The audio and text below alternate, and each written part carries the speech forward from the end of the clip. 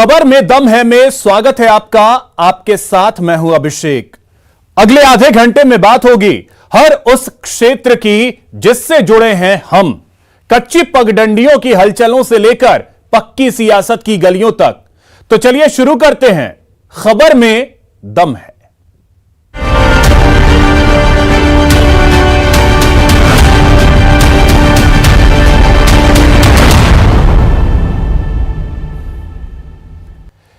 क्या 2023 के चुनाव में वसुंधरा राजे ही बीजेपी का मुख्यमंत्री चेहरा होंगी? राजे के सियासी मार्च के बाद मरुधरा के गलियारों में फिर नई बहस छिड़ गई है।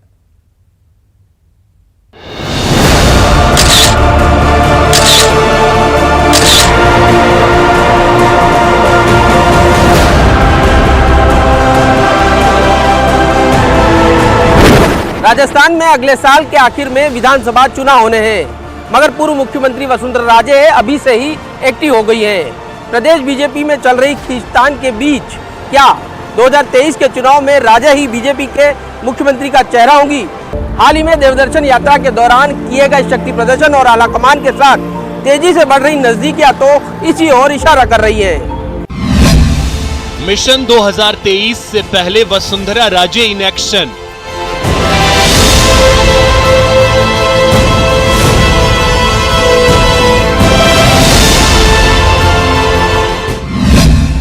कभी पीएम से मुलाकात, कभी बीजेपी के दिग्गजों के साथ।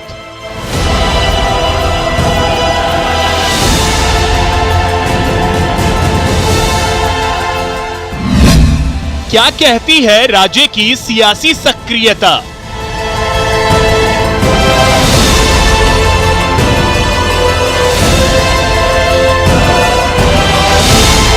चार राज्यों में बंपर जीत के बाद से ही पूर्व मुख्यमंत्री वसुंधरा राजे प्रदेश की राजनीति में एक्टिव हो गई हैं। कभी वो पीएम मोदी के ठीक पीछे नजर आती हैं, तो कभी एकदम सामने रहकर कई तरह के संकेत दे रही हैं। हाल ही में बीजेपी सांसदों और आलाकमान के कई बड़े नेताओं के साथ उनकी मुलाकातों ने मरुधरा में मुख्यमंत्री के चेहरे वाली बहस फिर से छेड़ दी है। 23 मार्च धामी के शपथ समारोह में पीएम मोदी के साथ,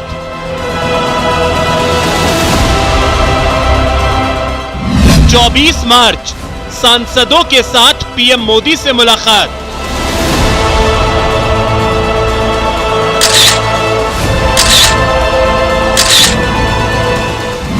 25 मार्च योगी के शपथ समारोह में दिग्गजों के साथ,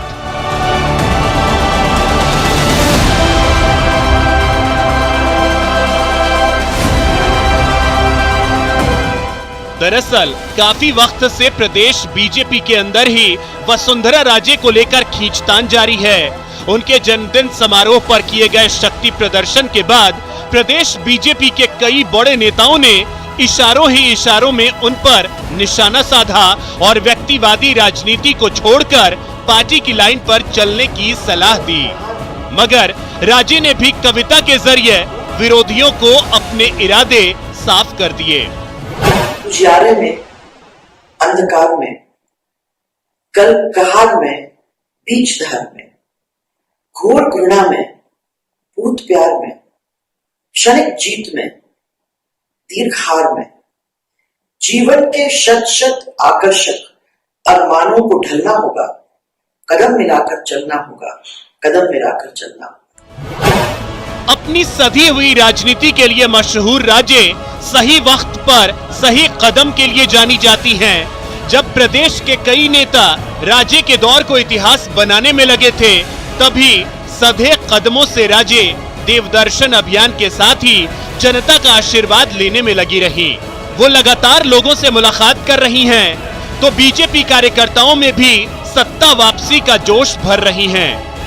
शक्ति प्रदर्शन नाम शब्द जो इस्तेमाल कर रहे हैं वो आप ही का शब्द है। मेरी जिंदगी में दो ही चीज़ मोस्ट इम्पॉर्टेंट है, एक भगवान और देवदर्शन और दूसरी जनता।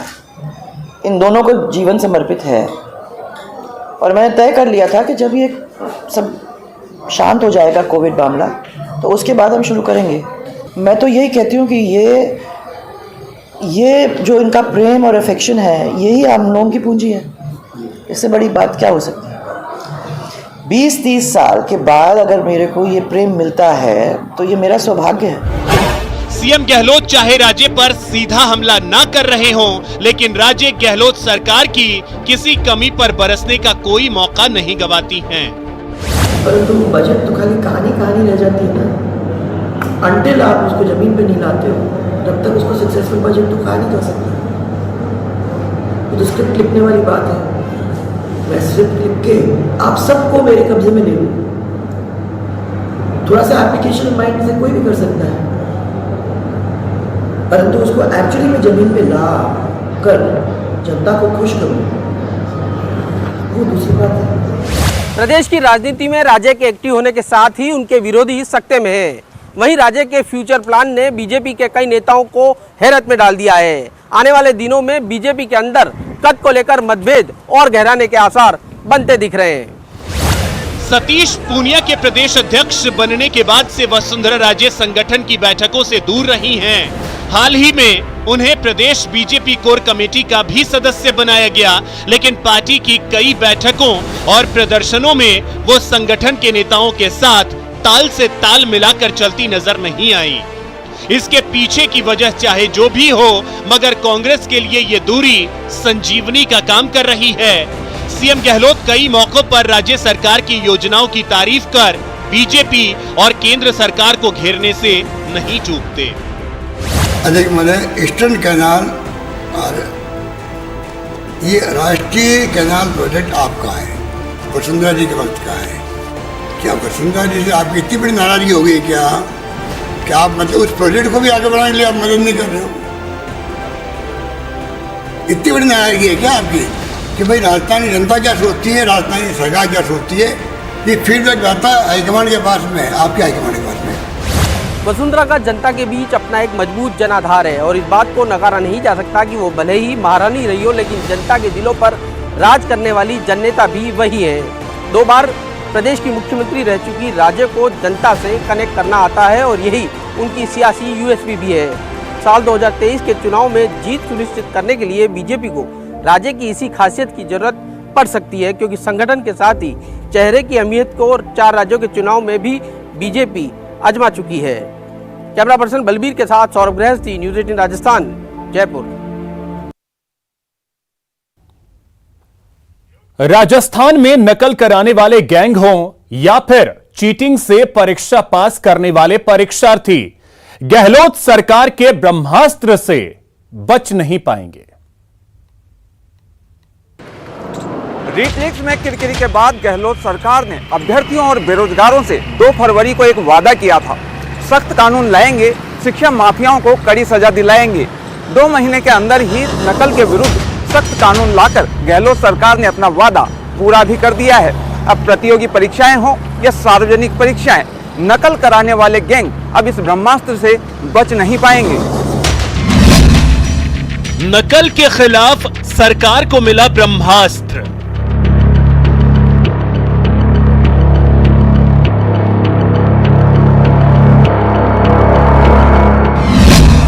एंटी चीटिंग बिल 2022 विधानसभा में पास। पक्ष में वहाँ कहें, विपक्ष में ना कहें, हाँ पक्ष जीता राजस्थान सार्वजनिक परीक्षा भर्ती में अनुसूचित साधनों के रोकथाम के अध्युपाय विधेयक 2022 को पारित किया गया। शिक्षा माफियाओं पर होगा कानूनी हथियार से प्रहार।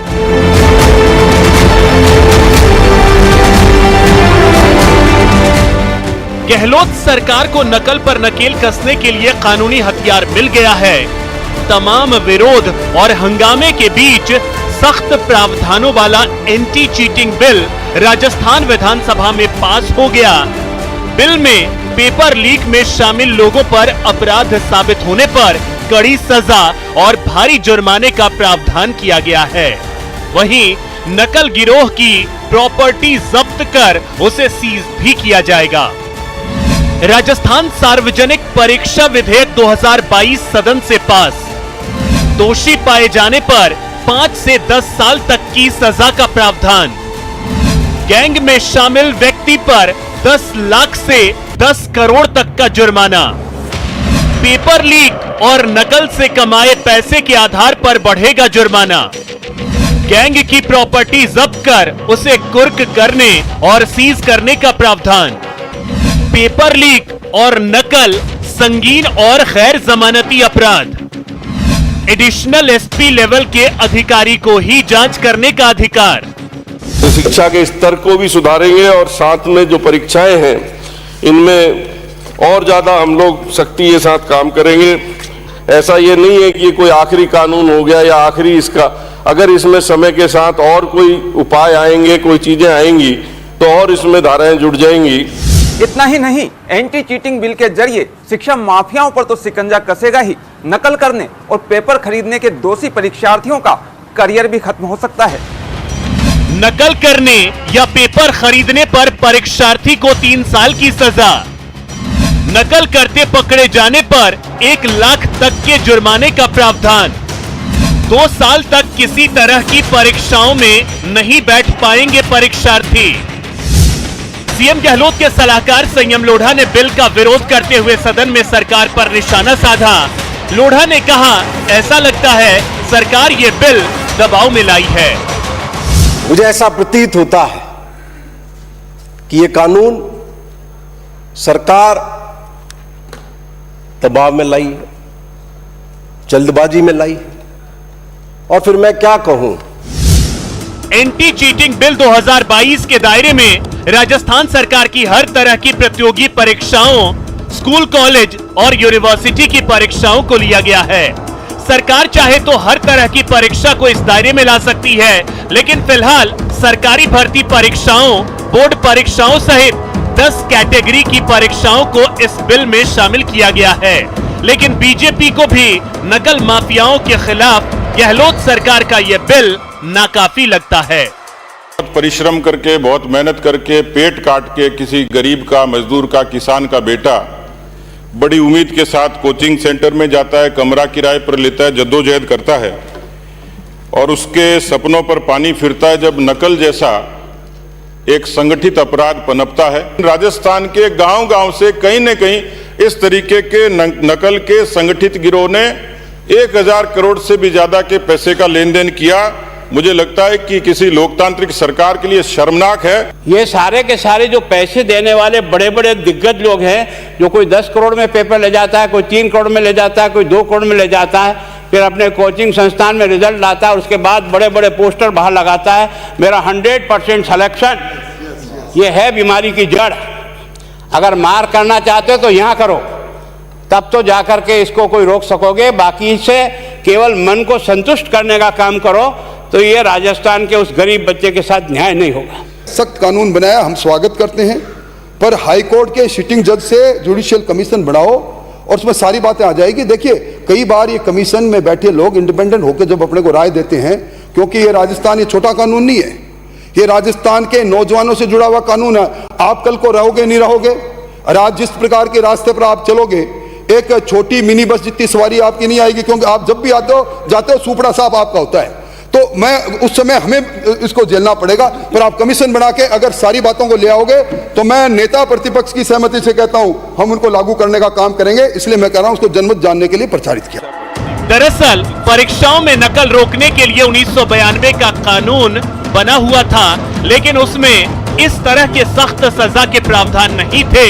लिहाजा इसका फायदा उठाकर रीट पेपर लीक के कई आरोपी जमानत पर बाहर आ चुके हैं। माना जा रहा है कि नए बिल के प्रावधान लागू होने के बाद नकल माफियाओं की आसानी से जमानत नहीं हो पाएगी। जिस तरह सरकार आनन फानन में नकल के खिलाफ सख्त कानून लेकर आई है, साथ ही शिक्षा जगत से जुड़े माफियाओं पर कार्रवाई करने के लिए एसओजी में एंटी चीटिंग सेल का गठन किया जा रहा है। इससे साफ जाहिर होता है कि सरकार भविष्य में छात्रों के भविष्य से खिलवाड़ करने वाले गैंग्स को बख्शने के मूड में नहीं है। Bureau report, news 18 Rajasthan. यहां रुकेंगे एक छोटे से ब्रेक के लिए। ब्रेक के बाद आपको दिखाएंगे कि क्या किसे फिल्म को दिखाने से रोकने के लिए लगाई जा सकती है धारा 144। ब्रेक के बाद आपका स्वागत है। क्या किसी फिल्म को दिखाने से रोकने के लिए धारा 144 लगाई जा सकती है? कोटा में कुछ ऐसा ही हुआ, जिसके बाद जयपुर से दिल्ली तक आक्रोश फैल गया। कोटा जिला प्रशासन का एक आदेश सरकार के गले की फांस बन गया। फिल्म द कश्मीर फाइल्स पर धारा 144 लगाने की खबर आग की तरह फैली। बीजेपी ने इसे मुद्दा बनाया और सड़क से सदन तक सरकार का शुरू हो गया घेराव। कश्मीर फाइल्स पर सियासी फाइट, फिल्म देखने पर धारा लगाई टाइट। बीजेपी के वार पर कांग्रेस का अटैक। सांप्रदायिक सौहार्द बनाए रखने के लिए कोटा प्रशासन का फैसला उसी की गले की फांस बन गया। एक महीने के लिए जिले में धारा 144 लगाने पर जिन कारणों का हवाला दिया गया, उसमें फिल्म कश्मीर फाइल्स को भी एक वजह बताया गया था। मुद्दा बड़ा था, लिहाजा बीजेपी ने गहलोत सरकार को घेरना शुरू कर दिया। गहलोत सरकार के इस फैसले का जोरदार विरोध हुआ।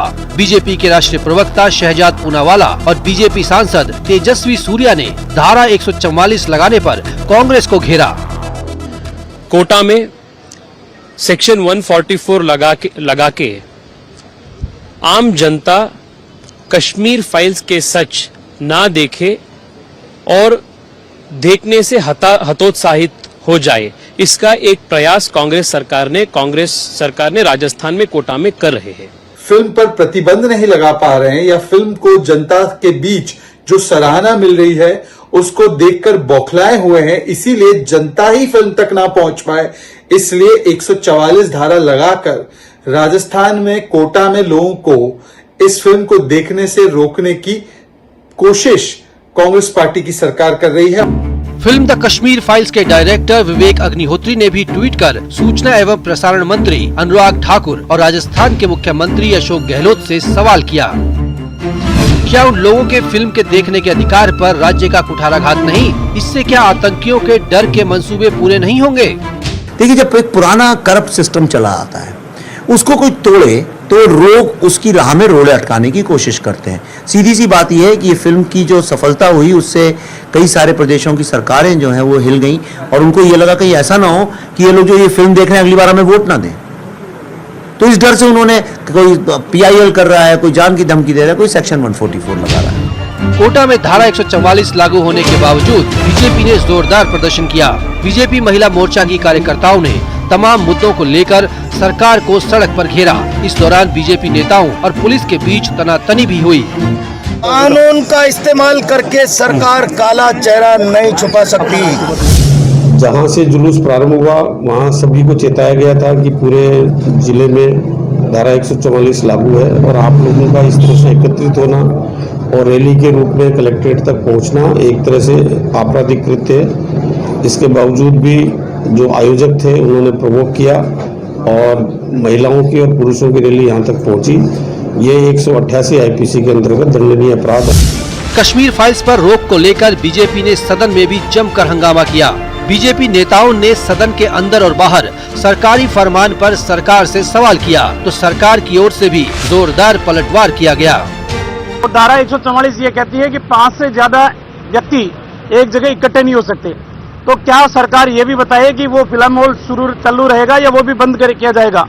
और जिस तरीके से राजस्थान की सरकार एक तरफ पीएफआई जो प्रतिबंधित संगठन है, उस पीएफआई की अनुमति उसी कोटा की धरती के ऊपर देते हैं।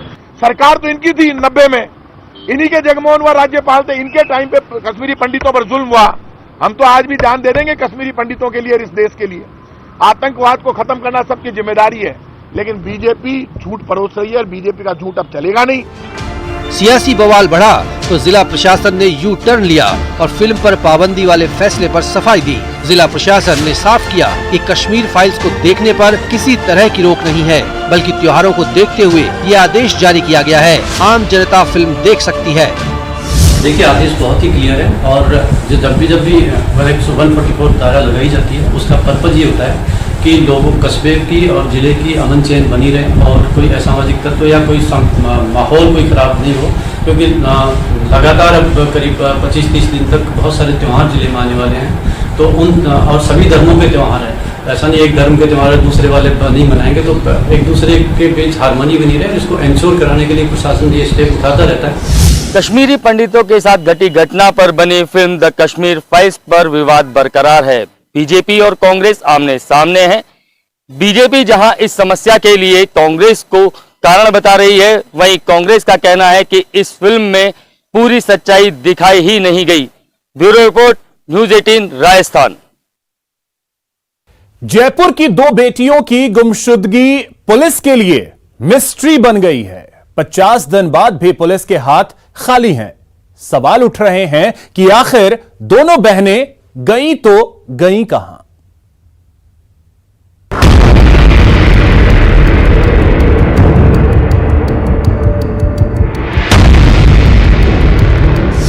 जयपुर की दो बहनों की गुमशुदगी जयपुर पुलिस के लिए एक मिस्ट्री बनती जा रही है। आखिरी बार 3 फरवरी को जयपुर के करतारपुरा के स्कूल से गुमशुदा हुई दोनों बेटियों को ढूंढने के लिए पुलिस खासी मशक्कत कर रही है। आखिरी बार दोनों बेटियों को लखनऊ में देखा गया था। लखनऊ में ही आखिरी बार पुलिस को लोकेशन भी ट्रेस हुई थी और दोनों बेटियां लखनऊ में देखी गई थी। मगर पुलिस के हाथ अब भी खाली हैं। 50 दिन से ज्यादा का वक्त बीत चुका है, लेकिन दोनों बेटियां अभी भी गुमशुदा है। मिस्ट्री बनी दो बहनों की गुमशुदगी। 50 दिन बाद भी नहीं लग पाया सुराग। सड़क में वकीलों का संग्राम, सदन में सरकार से सवाल। इस माध्यम से मैं ये पहुंचाना चाहता हूं कि मेरी बेटियां किसी के भी उसमें हो, चंगुल में हो, कैसे भी हो, किसी भी प्रकार से हो, उनको इस माध्यम से ये सोचना चाहिए कि उनके पिताजी वगैरह घर वाले ये एक मजबूर पिता की फरियाद है, पुलिस से और वैसे लोगों से जिनके पास दोनों बहनों से जुड़ी कोई जानकारी हो। 50 दिनों से अपनी बेटियों को खोज रहे पिता घटना को याद कर भावुक हो जाते हैं, लेकिन बच्चियों के मिलने की उम्मीद नहीं छोड़ी। दरअसल जयपुर के महेश नगर के रहने वाले एडवोकेट अवधेश कुमार पुरोहित अपनी दोनों बेटियों को करतारपुरा के एक स्कूल में छोड़ करके गए थे। लेकिन जब स्कूल की छुट्टी होने का वक्त हुआ तो माँ उन बेटियों को लेने, उन बेटियों को संभालने स्कूल पहुंची, लेकिन दोनों बेटियां नहीं मिली, जिसके तत्काल बाद परिजनों ने पुलिस को इसकी सूचना दी। मगर 50 दिन बाद भी न बेटियां घर पहुंची है, न बेटियों का कोई सुराग पुलिस के हाथ लग पाया है। पेशे से वकील बच्चियों के पिता की शिकायत उस स्कूल प्रशासन से है जहां उनकी दोनों बेटियां पढ़ती थीं। पिता ने स्कूल में पढ़ाने वाली एक महिला टीचर, उसके बेटे और एक अन्य टीचर पर बच्चियों का ब्रेन वॉश कर घर से भगाकर अगवा करने का संदेह जताया है। जिस मैडम का नाम लेके गई थी कि चांद कमल चुंग जो मैडम है कि ये नीट के जो पेपरों के वो अर्जेंट लगाएगी, उस मैडम से हमने वार्ता की। मेरे मिसेज ने, मेरी बच्ची ने बात की तो मैं वो मैडम बोलती है कि भाई मेरे को तो पता नहीं है। फिर भी हमने कहा मैडम तुम्हारा ही नाम लेके गई थी, हो सकता है बच्चियाँ तुम्हारे को फ़ोन करती। नेक्स्ट डे बच्चियों ने लखनऊ से जाके इसी मैडम को फ़ोन किया, इसने स्कूल स्टाफ को फ़ोन कर दिया। स्कूल वाला के डायरेक्टर से बात हुई, डायरेक्टर ने बच्चियों से बात कर ली, पता नहीं क्या बात की, ना तो हमें कोई बताया, ना उस दिन से लेकर आज तक डायरेक्टर ने कभी हमसे ये पूछा। जयपुर से लापता हुई दोनों बेटियों की तलाश में जयपुर और यूपी की पुलिस लगातार तफ्तीश कर रही है और कोशिश कर रही है कि गुमशुदा बेटियों को घर लाया जाए। 1.5 महीने से ज्यादा समय बीत चुका है, तफ्तीश लगातार जारी है, मगर दोनों बेटियों का कोई सुराग नहीं लगा है पुलिस को। वहीं दूसरी तरफ एडवोकेट पिता का भरोसा भी पुलिस से अब उठता हुआ नजर आ रहा है। पिता की गुहार के बाद जयपुर के वकीलों ने सड़क पर प्रदर्शन किया तो सदन में भी लापता बेटियों का मुद्दा गूंजा। बीजेपी विधायक अशोक लाहौटी ने पुलिस की कार्यप्रणाली पर सवाल उठाए, वहीं सरकार पर भी तीखे वार किए। मैं समझता हूं शायद हम सब के लिए, राजस्थान के लिए शर्म की बात है कि हमारे परिवार की बच्चियां खो गई। अध्यक्ष महोदय, मैं आपको ये कहना चाहता हूं